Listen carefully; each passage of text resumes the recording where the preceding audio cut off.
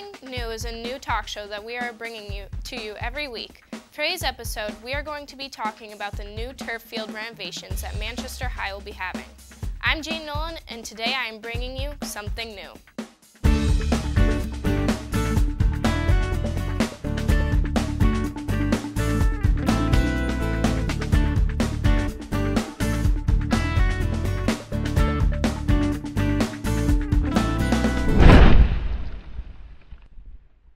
Today for the inside scoop on the new field, we are here with MHS's very own athletic director, Mr. Boulier. How are you doing? Doing great, thanks, Jane. Nice. Well, before we get into the details of the new field, how do you feel about the field that we have currently? Our field it's a great grass field. It's a great location. We have a large track, so that kind of takes the fans a little bit off the game field a little bit. But as far as the condition of the grass field, we probably have one more season in that before it probably would need to be resodded again. So what are the plans for the new athletic renovations? And was this based off of Eastern Washington University? Well, I guess you bring up Eastern Washington because of the red color of the field. That's something fun to talk about, but that has the color of the field other than green has not been talked about seriously as of yet. But the renovations are really, we have a plot of land and we kind of have the fields kind of already set up. So it doesn't have anything to do with that other than the color. But the renovations consist of either tearing up the new track and putting down a new one. We won't know that until the snow gets off the ground and they're able to look at it closer. Turfing the middle of the field, so we'll have a large soccer football field inside the track. And then outside the track, there'll be a practice field, practice/game field turf as well.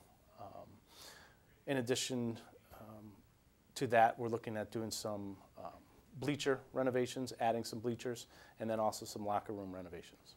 Nice. If it goes as planned, when will the renovations begin, and how long will it take to be completed? If it goes as planned, spring 2016, so June 1, 2016, and then the goal is to be playing fall 2016, September 1, 2016. So it would take that end of the spring in through the summer, and then September 1 we'd hope to be playing.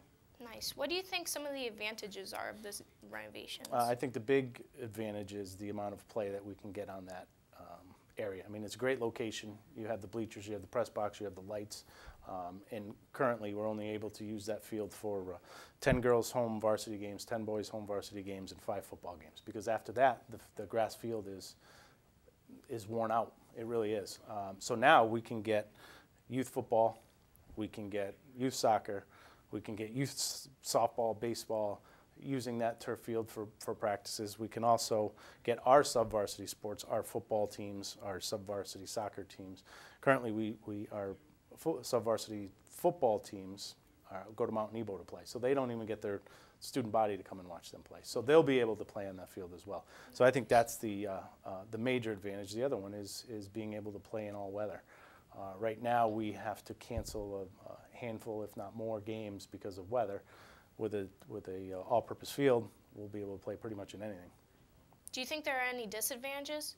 The only disadvantage I would see is next spring, and having spoken with the track coach, we'd like to start this renovation June 1.